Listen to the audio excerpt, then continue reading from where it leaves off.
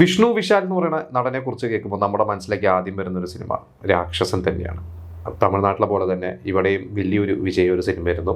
അദ്ദേഹത്തിൻ്റെ കരിയറിലും എന്താ പറയുക ഒരു ടേണിംഗ് പോയിൻ്റ് ആയ ഒരു സിനിമ തന്നെയായിരുന്നു. ഇപ്പോൾ അദ്ദേഹത്തിൻ്റെ പുതിയൊരു സിനിമ ഈ ഒക്ടോബർ 31 തിയേറ്ററിലേക്ക് റിലീസാവുകയാണ്. ആര്യൻ എന്നാണ് ആ സിനിമയുടെ പേര്. അപ്പോൾ ആ ഒരു സിനിമയെ കുറിച്ചും അതിൻ്റെ ചില പ്രതീക്ഷകളെ കുറിച്ചൊക്കെ ഇന്ന് ഞാൻ നിങ്ങളോട് ഡിസ്കസ് ചെയ്യുന്നത്.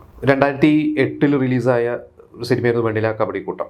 അപ്പോൾ ആ ഒരു സിനിമയ്ക്ക് ശേഷമാണ് വിഷ്ണു വിശാൽ എന്ന് പറഞ്ഞൊരു നടൻ ഒന്ന് അറിയപ്പെട്ട് തുടങ്ങിയത്. പിന്നെ അതുകൊണ്ട് അദ്ദേഹം ഒരുപാട് സിനിമകൾ ചെയ്തു, അതിൽ പരാജയങ്ങളും വിജയങ്ങളൊക്കെ സംഭവിച്ചു. പിന്നെയാണ് നമുക്കറിയാം 2018 റിലീസ് ചെയ്ത രാക്ഷസൻ എന്ന് പറഞ്ഞ സിനിമയോടുകൂടി അദ്ദേഹം ഒരു എസ്റ്റാബ്ലിഷ്ഡ് ഒരു ഹീറോ ആയിട്ട് ശരിക്കും ഒരു ബിസിനസ് വൈസൊക്കെ നല്ലൊരു സ്റ്റാർ വാല്യൂ ഉള്ള ഒരു നടനാവുന്നത്.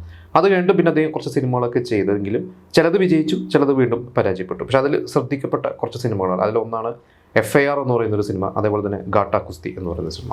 അപ്പോൾ ഗാട്ടാ കുസ്തി നമ്മുടെ മലയാളിയെ ഐശ്വര്യ ലക്ഷ്മിയാണ് ആ ഒരു സിനിമയിലെ നായികയായി. വളരെ നല്ല ഒരു സിനിമ തന്നെയാണ് ആ ഒരു സിനിമ. എനിക്ക് പേഴ്സണലി വളരെയധികം ഇഷ്ടപ്പെട്ടൊരു സിനിമയാണ്.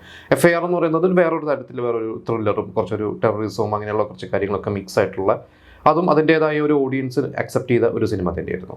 അപ്പോൾ ഈ ഗാട്ടാ കുസ്തി എന്ന് പറഞ്ഞ സിനിമയുടെ റിലീസിന് മുമ്പാണ് ഇപ്പോൾ ഈ ആര്യൻ എന്ന് പറയുന്ന ഒരു സിനിമയുടെ അതൊന്ന് ഓണാവുന്നത് ആ ഒരു സമയത്താണ്. അതായത് 2022 ഈ ഒരു സിനിമയുടെ തുടക്കം എന്ന് പറയുന്നത്. അന്ന് തന്നെയായിരുന്നു ഈ ഒരു സിനിമ അനൗൺസ്മെൻറ്റും കാര്യങ്ങളൊക്കെ നടക്കുന്നത്.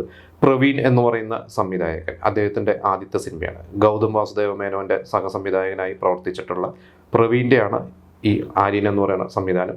പിന്നെ ഇതിൻ്റെ ഒരു സ്ക്രിപ്റ്റ് എന്ന് പറയുന്നത് പ്രവീണും അതുപോലെ തന്നെ FIR എന്ന് പറയുന്ന സിനിമയുടെ ഡയറക്ടർ മനു, ഇവർ രണ്ടുപേരും കൂടിയാണ് ആര്യൻ്റെ സ്ക്രിപ്റ്റ് എഴുതിയിരിക്കുന്നത്.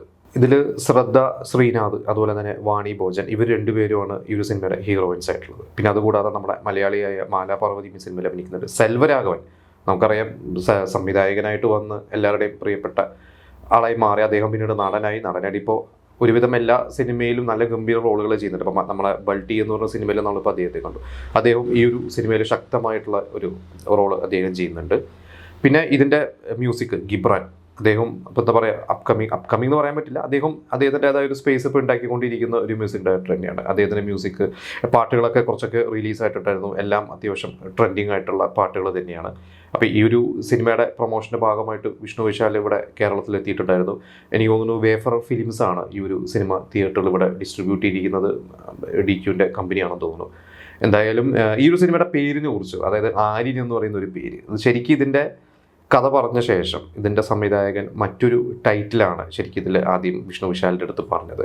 പക്ഷേ വിഷ്ണുവിൻ്റെ മകൻ്റെ പേരാണ് ആര്യൻ. അപ്പോൾ അദ്ദേഹം തന്നെയാണ് പ്രൊഡ്യൂസർ, വിഷ്ണു വിശാൽ തന്നെയാണ് ഈ സിനിമയുടെ പ്രൊഡ്യൂസർ.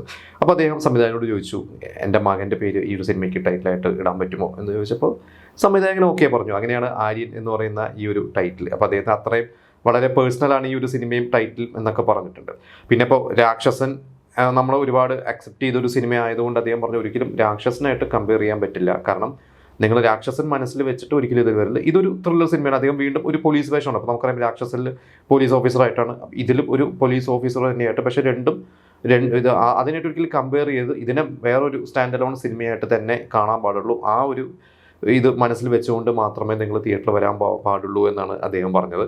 അപ്പോൾ എന്തായാലും രാക്ഷസൻ പോലെ തന്നെ ഒരു ട്രെൻഡ് സെറ്ററായി മാറുമോ എന്നുള്ളതൊക്കെ നമുക്ക് നോക്കാം. രാക്ഷസൻ ആ ഒരു തമിഴിൽ ഹിറ്റായ ശേഷം വേറെ ഒരുപാട് ഭാഷകളുള്ള സിനിമ റിലീസായിട്ടുണ്ടായിരുന്നു. അപ്പോൾ നമുക്കറിയാം രാക്ഷസൻ അതിൻ്റെ സംവിധായകൻ എത്രയോ ഡയറക്ടേഴ്സിൻ്റെ അടുത്ത് എത്രയോ ആക്ടേഴ്സിൻ്റെ അടുത്ത് പോയി സ്ക്രിപ്റ്റ് പറഞ്ഞിട്ടും അവരെ അക്സെപ്റ്റ് ചെയ്യാതെ പിന്നീടാണ് വിഷ്ണുവിൻ്റെ അടുത്ത് എത്തിയതും വിഷ്ണു അത് അക്സെപ്റ്റ് ചെയ്തതും ആ ഒരു സിനിമ ഹിറ്റായതും. പക്ഷേ അതിനുശേഷം ശരിക്കും പറയുകയാണെങ്കിൽ വിഷ്ണുവിന് രാക്ഷസൻ പോലത്തെ ഒരു ബ്ലോക്ക് ബസ്റ്റർ കിട്ടിയെന്ന് വെച്ചില്ല എന്ന് തന്നെ പറയാം. ഇപ്പോഴും രാക്ഷസൻ്റെ മുകളിലൊരു സിനിമ അത് സംഭവിച്ചിട്ടില്ല. അപ്പോൾ ഗാട്ടാ കുസ്തിയും FIR ഒക്കെ ഉണ്ടെങ്കിൽ കൂടിയും അപ്പോൾ നമുക്ക് ഈ ഒരു സിനിമ ഇപ്പോൾ ഈ പറയുന്ന ആര്യൻ എന്ന് പറയുന്ന ഒരു സിനിമ എന്തായാലും അതിൻ്റെ ഒരു പോസ്റ്ററും അതിൻ്റെ ടീസറൊക്കെ കണ്ടിട്ട് വളരെ പ്രോമിസിംഗ് ആണ്.